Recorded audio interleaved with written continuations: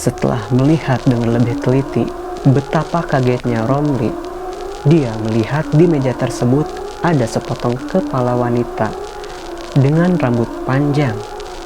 Dan yang lebih menakutkan adalah wajah atau ekspresi dari wanita tersebut menatap tajam ke arah Romli serta tersenyum dan mengeluarkan suara cekikikan.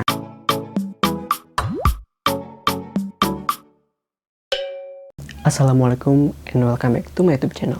Rumah sakit merupakan tempat di mana kita atau orang-orang dirawat untuk mendapat suatu kesembuhan. Tapi rumah sakit sendiri merupakan salah satu tempat yang digadang-gadang merupakan salah satu tempat yang menyeramkan atau angker, di mana kita tahu bahwa di setiap rumah sakit pasti terdapat yang namanya kamar mayat atau kamar jenazah. Nah, di video kali ini aku bakal membawakan kisah-kisah atau pengalaman-pengalaman horor yang dialami di rumah sakit. Oke, langsung saja kita ke pembahasan ya. Sebelum memulai ke cerita, selamat datang bagi kalian yang baru mampir di channel ini. Jangan lupa untuk klik tombol subscribe ya, agar aku lebih bersemangat dalam membawakan kisah-kisah yang ada.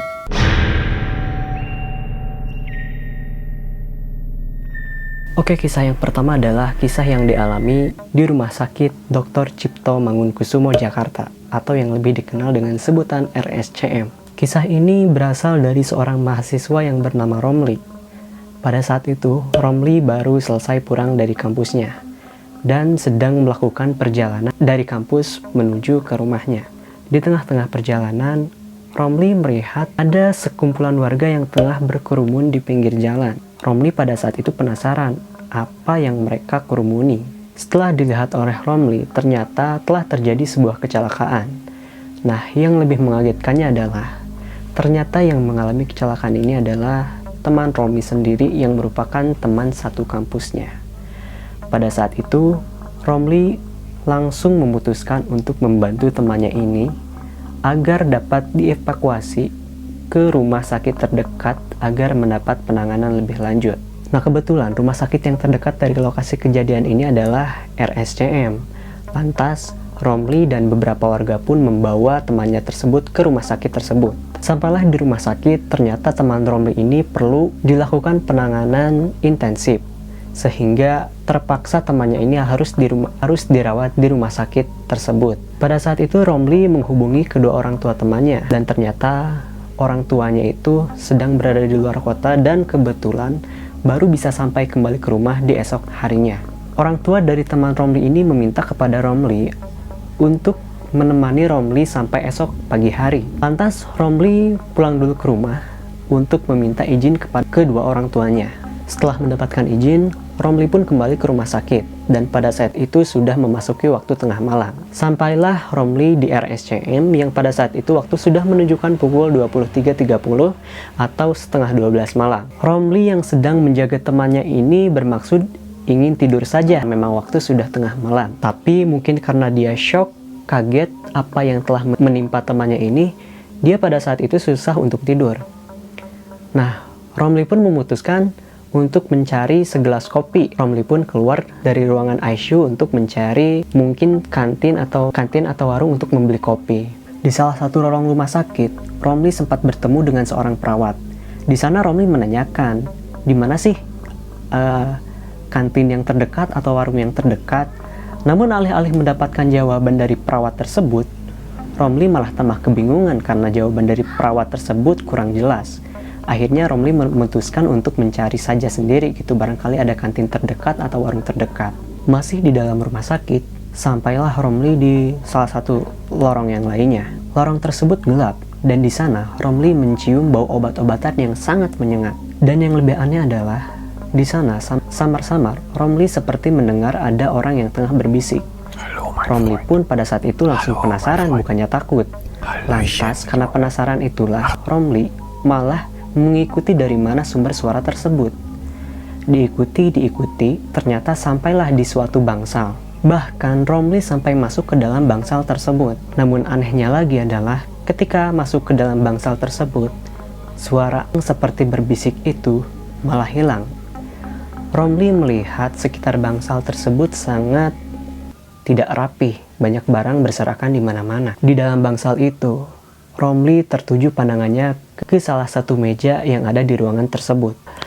Setelah melihat dengan lebih teliti, betapa kagetnya Romli. Dia melihat di meja tersebut ada sepotong kepala wanita dengan rambut panjang. Dan yang lebih menakutkan adalah wajah atau ekspresi dari wanita tersebut menatap tajam ke arah Romli serta tersenyum dan mengeluarkan suara cekikikan. Romli pada saat itu sangat benar-benar kaget, panik, dan ketakutan. Akhirnya Romli bergegas langsung lari keluar dari bangsal tersebut. Belum sampai pintu bangsal, Romli terjatuh. Dia tersandung. Romli melihat apa yang menyebabkan ia tersandung. Setelah dilihat, hal ini menjadi semakin mengejutkan Romli, yang mana ternyata yang membuatnya tersandung adalah tubuh seorang pria yang tak memiliki lengan dan kaki. Dan lebih ngerinya lagi adalah tatapan dari pria tersebut menatap tajam ke arah Romli tanpa ekspresi yang senyum, marah. Jadi ekspresinya itu datar, tapi memang tatapannya tajam menuju ke arah Romli. Romli menjadi semakin takut. Dia semakin lari kencang keluar dari bangsal tersebut. Hingga akhirnya tanpa disengaja dia menabrak salah satu satpam yang sedang bertugas di area rumah sakit tersebut. Satpam yang tengah berjaga pun aneh. Kenapa dan apa yang terjadi kepada Romli? Karena pada saat itu wajahnya sangat pucat dan tangannya gemetar. Akhirnya Romli pun dibawa ke salah satu pos satpam yang ada di sana. Dia ditenangkan dan ditanya apa yang menimpa dirinya sehingga dia sangat ketakutan dan sampai gemetaran. Romli pun menceritakan apa yang terjadi kepada dirinya itu. Nah, setelah mendengar cerita dari Romli tersebut, satpam ini tidak heran apa yang menimpa Romli ini. Karena memang tempat tersebut terkenal angker. Dan lebih diceritakan lagi bahwa tempat tersebut dulunya adalah bekas instalasi bedah umum. Nah, di tempat tersebut memang sering muncul penampakan dari makhluk gaib yang menampakkan diri dalam bentuk potongan-potongan tubuh, seperti yang dilihat Romli.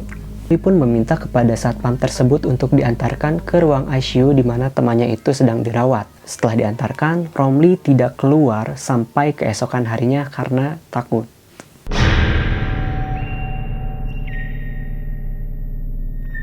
Berikutnya adalah kisah seorang nenek yang dirawat di Rumah Sakit Dharma Medika Tulung Agung. Pada saat itu seorang nenek yang berusia 55 tahun, kita sebut saja namanya Ibu Tuti. Ibu Tuti ini tengah menderita penyakit liver. Dia sedang dirawat di rumah sakit tersebut. Kondisi Ibu Tuti ini terbilang sudah sangat kritis. Bahkan dokter pun sudah mengisyaratkan usia dari Ibu Tuti tidak lama lagi. Bahkan kondisi fisiknya pun mata dan kukunya sudah berwarna kuning. Dokter sudah bilang kepada keluarga Ibu Tuti ini untuk mengikhlaskannya karena memang usianya ini tidak akan lama lagi. Dan memang katanya kondisi beliau ini termasuk kondisi yang telat dibawa ke rumah sakit. Namun keluarga tidak bergeming dan tetap ingin berusaha memberikan yang terbaik atau memberikan pengobatan yang terbaik kepada Ibu Tuti ini. Akhirnya Ibu Tuti dipindahkan ke ruang PIP agar dapat mendapatkan perawatan yang lebih intensif dan lebih baik lagi. Selama di rumah sakit ini, Ibu Tuti selalu mendapatkan pemeriksaan mulai dari pagi, siang, sore, dan malam hari. Namun suatu ketika, pada dini hari, tepatnya pada pukul 2 dini hari, Ibu Tuti dilakukan pemeriksaan oleh seorang perawat yang usianya itu sudah renta dan bisa dibilang usianya sama seperti Ibu Tuti ini, sekitar 55 tahun. Diperiksalah Ibu Tuti oleh perawat tua tersebut pada pukul 2 dini hari. Keesokan harinya, para dokter masih mengisyaratkan atau memberitahu kepada keluarga Ibu Tuti untuk mengikhlaskan Ibu Tuti ini karena memang kondisinya semakin menurun dan prediksi dokter usianya tidak akan lama lagi. 7 hari kemudian hal aneh pun terjadi. Kondisi Ibu Tuti yang sebelumnya sangat menurun, di hari ke-7 ini, kondisi Ibu Tuti semakin membaik dan bahkan kondisi fisiknya pun menjadi segar bugar. Hal ini sangat aneh karena berbanding terbalik dengan hasil pemeriksaan dokter beberapa hari sebelumnya. Ibu Tuti lantas bertanya kepada para dokter dan perawat tersebut, "Kemana sih perawat yang beberapa hari kebelakang memeriksa saya pada pukul 2 dini hari?" Bu Tuti menceritakan bahwa perawakan perawat itu sudah tua seperti dirinya, sekitar usianya 55 tahun. Pada saat itu dokter dan perawat merasa aneh. Kenapa? Karena tidak ada jadwal pemeriksaan pada pukul 2 dini hari. Karena maksimal pemeriksaan itu adalah malam hari sekitar sampai pukul 10 malam. Dan yang lebih anehnya adalah tidak ada perawat yang sudah tua, karena memang rata-rata perawat di rumah sakit tersebut masih muda. Bu Tuti menceritakan kembali perawat yang memeriksanya pada pukul 2 dini hari itu datang dari arah selatan. Hal ini semakin membuat aneh para perawat dan dokter yang ada di sana.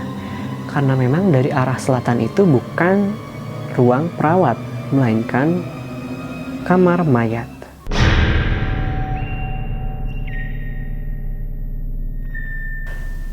Yang berikutnya dan merupakan kisah terakhir yang akan aku bawakan di video kali ini adalah kisah seram dari salah satu rumah sakit yang ada di Balikpapan.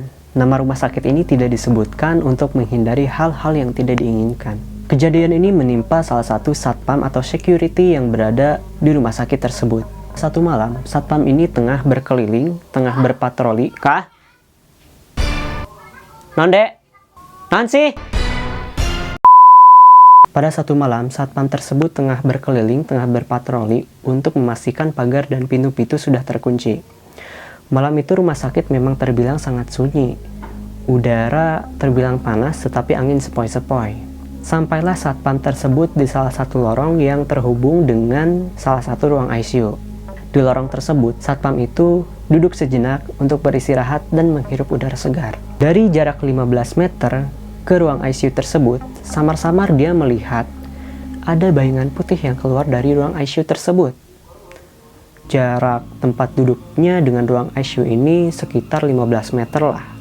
Setelah diperhatikan lebih jelas lagi, betapa kagetnya dia. Bayangan putih yang ia lihat semakin dekat, menunjukkan sosok wanita yang mengenakan baju putih dengan rambut panjang.